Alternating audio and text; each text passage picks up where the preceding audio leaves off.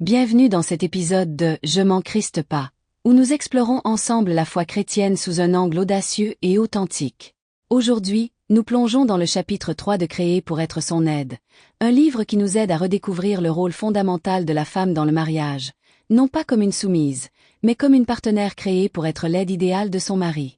Nous discuterons de l'importance de la joie et de la reconnaissance, et comment elle façonne un foyer épanoui et un mariage solide.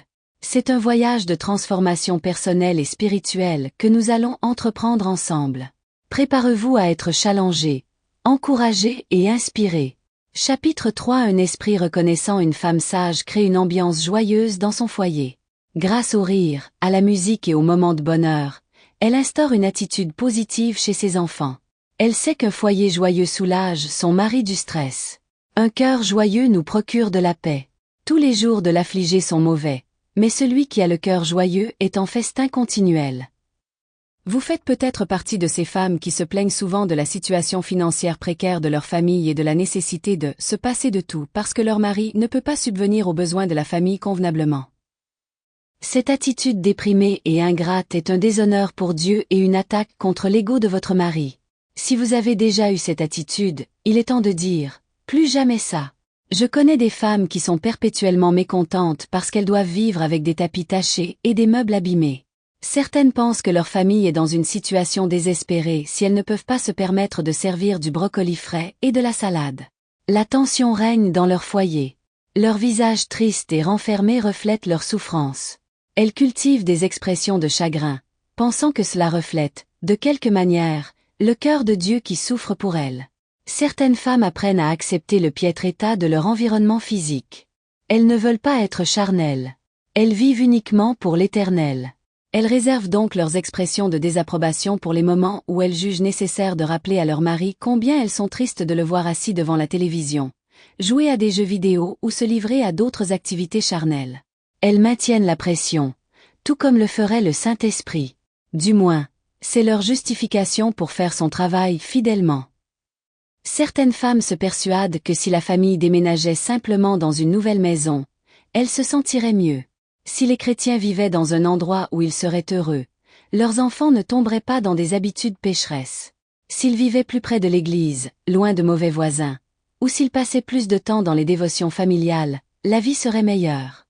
Mais c'est une recette sûre pour un désastre. Le mécontentement ne résulte pas des circonstances, mais de l'état de l'âme. Rappelez-vous, tous les jours de l'affligé sont mauvais, mais celui qui a le cœur joyeux est toujours en fête. Paul a dit « J'ai appris à être content de l'état où je me trouve ». L'auteur de l'Épître aux Hébreux écrit « Contentez-vous de ce que vous avez ». Dans 1 Timothée, nous lisons « Or, la piété avec le contentement est une grande source de gain, car nous n'avons rien apporté dans ce monde, et il est évident que nous n'en pouvons rien emporter. Si nous avons la nourriture et le vêtement, soyons satisfaits de cela. » Contentement. Récemment, je suis entré dans une maison qui n'avait ni eau courante, ni salle de bain intérieure. Elle n'avait rien de ce que nous considérons aujourd'hui comme indispensable. Pas de machine à laver, ni de sèche-linge, ni d'armoire de cuisine, même si la pièce était recouverte d'un tapis. Un vestige qui couvrait environ la moitié de la pièce, avec des bords coupés et effilochés.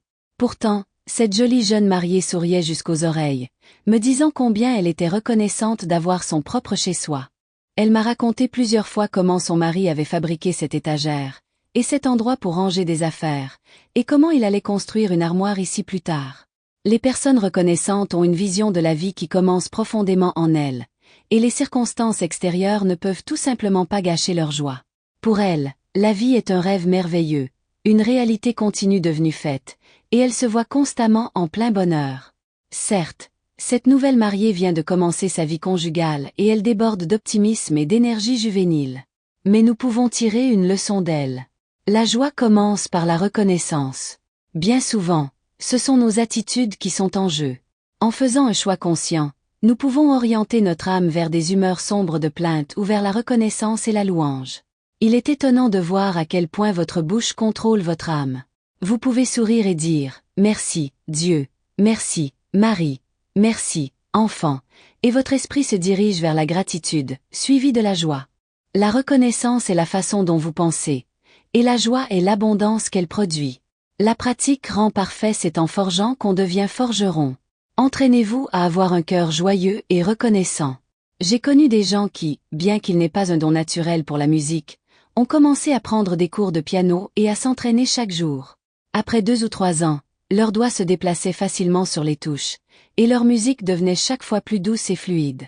Si vous leur demandez « Comment savez-vous jouer toutes ces notes ?», ils répondront « Entraînez-vous. J'ai tellement pratiqué que je n'y pense plus. Ça vient tout seul. » La vie fonctionne de la même manière. La plupart des gens ont tellement pratiqué l'amertume, l'aigreur, les sentiments blessés et la frustration, que leur âme trouve facilement les notes discordantes, presque sans réfléchir. Mais vous n'êtes pas obligé de continuer à jouer cette mélodie de discorde.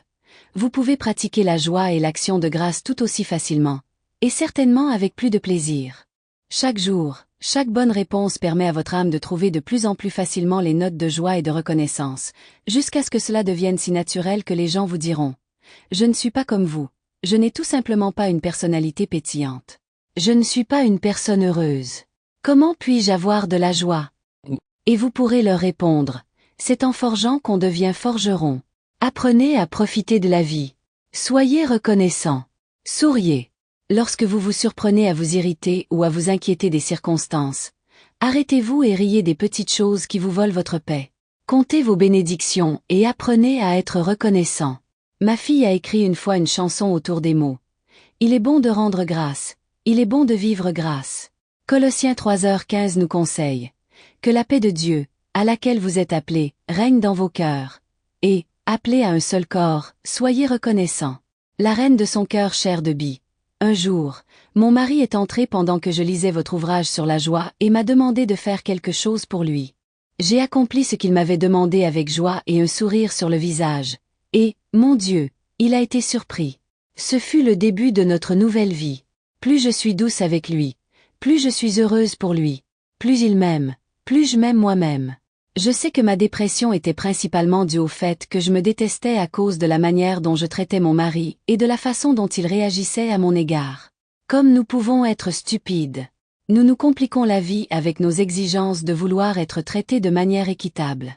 Vous savez, cette attitude qui dit « Tu fais ceci, et si tu le fais bien, alors je ferai cela. Mais si tu ne le fais pas, alors tu peux t'en contenter, parce que je ne ferai pas ma part. » Eh bien, je suis tellement contente d'avoir mis fin à cette stupidité. Aujourd'hui, je cherche toujours à faire plaisir à mon mari, quoi qu'il arrive. Je ne sais pas pourquoi je m'attendais à ce qu'il m'aime alors que j'étais si détestable et méchante. Je veux que mon visage reflète la joie et la gratitude envers lui. Quoi qu'il en soit, il me traite comme une princesse. Son visage s'illumine quand il me voit. Il me tient la main, passe son bras autour de moi, me sourit tout le temps. Essaie de m'aider dès qu'il en a l'occasion et veut simplement s'asseoir et discuter. Je suis la reine de son cœur et le feu de son lit. Enfin. Signé. Marie. Il est en DE considéré, mais le fruit de l'esprit, c'est l'amour, la joie, la paix, la patience, la bonté, la bienveillance, la fidélité, la douceur, la tempérance. La loi n'est pas contre de telles choses. La joie est un fruit de l'esprit. Si vous êtes un enfant de Dieu, la joie sera une réalité visible dans votre vie. 1. Où commence la joie? 2. Ai-je été mécontent de mon sort dans la vie? Suis-je parfois une personne pauvre? 3. Est-ce que je manifeste verbalement ma gratitude chaque jour? 4. Est-ce que je me souviens chaque jour de remercier Dieu pour mon mari? 5. Mes amis me décriraient-ils comme une personne joyeuse, reconnaissante et satisfaite? 6. Comment puis-je ajouter de la joie et de l'action de grâce à ma vie? 7. Suis-je prête à abandonner mes griefs envers mon mari dans l'espoir d'un mariage céleste? Frère, je ne pense pas l'avoir saisi. Mais je fais une chose. Oubliant ce qui est en arrière et me portant vers ce qui est en avant, je cours vers le but, pour remporter le prix de la vocation céleste de Dieu en Jésus-Christ. Prendre Dieu au sérieux. L'épître aux Philippiens est pleine d'instructions pour nous aider à devenir une femme de Dieu. Philippiens 4h6 nous dit de ne nous inquiéter de rien. C'est-à-dire de ne pas nous tourmenter pour savoir si tout est parfait, mais de nous contenter de ce que nous avons. Paul nous dit au chapitre 1 qu'à chaque fois qu'il pense à ses amis, il prie pour eux. L'épître aux Philippiens ne comporte que 4 courts chapitres. Au lieu de lire un roman d'amour aujourd'hui, lisez l'épître aux Philippiens et demandez à Dieu de faire pénétrer sa parole en vous. Merci d'avoir écouté cet épisode de « Je m'en Christe pas ». Nous espérons que cette lecture du chapitre 3 de Créer pour être son aide vous a inspiré à réfléchir sur votre rôle dans le mariage et sur la manière dont vous pouvez devenir un soutien joyeux et une aide précieuse pour votre mari. N'oubliez pas que la joie et la reconnaissance ne sont pas seulement des choix de cœur, mais des pratiques quotidiennes qui transforment notre vie et nos relations. Rejoignez-nous dans le prochain épisode pour continuer à approfondir notre foi et à vivre pleinement selon la parole de Dieu. À très bientôt!